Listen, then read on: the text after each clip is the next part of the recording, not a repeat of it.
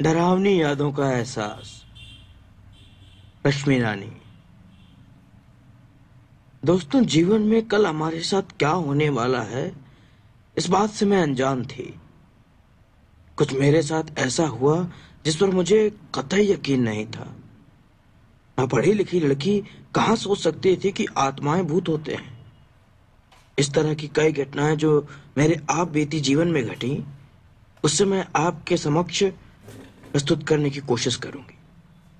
पहली घटना बात उन दिनों की है जब मैं कॉलेज में पढ़ रही थी। गर्मी की छुट्टियां बिताने अपने परिवार संग नानी माँ के घर गई थी। वहां चारों ओर हरियाली ही हरियाली। गांव के सीधे साधे लोग, हर घर में गाय बकरियां और कई अन्य पालतू जानवर होते थे। उन दिनों गांव में बिजली नहीं थी। मेरी वहां के कुछ बच्चों से दोस्ती हो गई थी। उनसे मैं बातें करती, उनके साथ खेलती। समय कैसे बीतता पता ही न चलता। वहां की मनोरम वादियों के तो कहने ही क्या। आमों के बागान कई मील फैले, फलों से लदे पेड़, उस पर बैठी कोयल की मधुर मीठी तान, पानी रेत से भरी नदी, कहीं दूर टूटी सड़क पर तांगे वाला आ रहा है। लोग उसे कौतूहल की दृष्टि से देखते नजर आते। नानी माँ मेरी पसंद का पकवान बनाती। गांव में मुझे अंधेरा होने पर डर लगता था, क्योंकि गांव के लोग जल्दी सो जाते हैं। बिजली तो थी नहीं। चारों ओर सन्नाटा पसर जाता। बस रह जाती तो अंधेरी रात। एक रात मैं कमरे में माँ के संग सोई थी। पता नहीं कब माँ गर्मी के कारण छत पे चली गई। मैं गहरी नींद में थी। अचानक मुझे लगा किसी ने मुझे उठाया।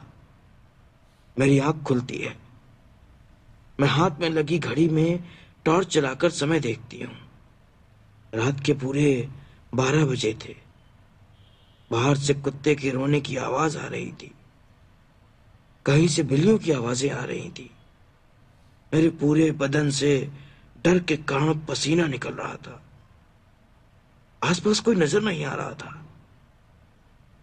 तभी किसी लड़की की रोने की आवाज आ रही थी। मुझे कुछ समझ नहीं आया, इतनी रात को कौन रो रहा है। मुझे अंदर से डर लग रहा था।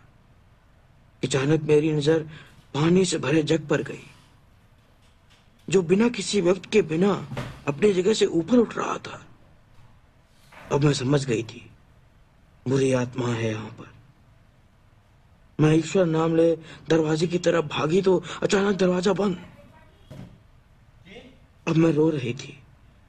डर के कारण आवाज नहीं निकाल रही थी। मैंने सोचा आज मैं जिंदा नहीं बच पाऊंगी। तभी कमरे में एक खुले बालों वाली लड़की, जो फ्रॉक पहने थी, उन्हीं लाल आंखें गुस्से से मेरी ओर देख रही थी। मैंने बोला, मैंने आपका कुछ भी बुरा नहीं किया। मुझे मत मारो, मुझे परेशान मत करो। इतना कहा और मैं बेहोश हो गई। जब मुझे होश आया तो मां ने बताया, नीचे कुछ गिरने की आवाज आई जो तुम्हारे कमरे से थी। आकर देखा तुम बेहोश पड़ी थी। मैंने सारी बातें माँ को बताई तो माँ ने नानी से बोलकर उस कमरे में हवन करवाया। दूसरी घटना, मैं कहीं बाहर घूमने गई थी। वहां मैंने जो कमरा लिया था, जैसे ही मैं कमरे में घुसी, कुछ ठीक नहीं लग रहा था। मैंने जाते ही अपने कपड़े अलमारी में डाल दिए। सुबह मैं क्या देखती हूँ, उस पर खून के निशान थे। मैं थोड़ी घबरा गई और मैंने सोचा, हो सकता है जो मैं साथ में दवा लाई हूं वो गिरी हो। पर सिलसिला यहां रुकने वाला नहीं था। हर वस्तुएं अपनी जगह पर नहीं मिलती।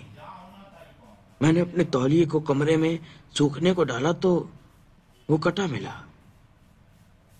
सुबह शाम मुझे ये एहसास रहता था कि कोई मेरे आसपास आत्मा है। मुझे डर का एहसास होता था। एक दिन मैं दोपहर को सोई तो मैं क्या देखती हूँ कि कई आत्माओं ने मुझे पूरे जोर से दबा रखा है। मैं उठना चाह रही थी पर उठ नहीं पा रही थी। बोलना चाह रही थी पर बोल नहीं पा रही थी। थोड़ी देर बाद उठी, पसीने से तरबतर। मैंने तुरंत होटल का कमरा खाली कर अपने घर वापस आने का निर्णय किया। उस एहसास को मैं शब्दों में क्या बयां करूं। आज भी वो एहसास याद आते रोंगटे खड़े हो जाते हैं। कहानी समाप्त। डरावनी यादों का एहसास। रश्मि रानी।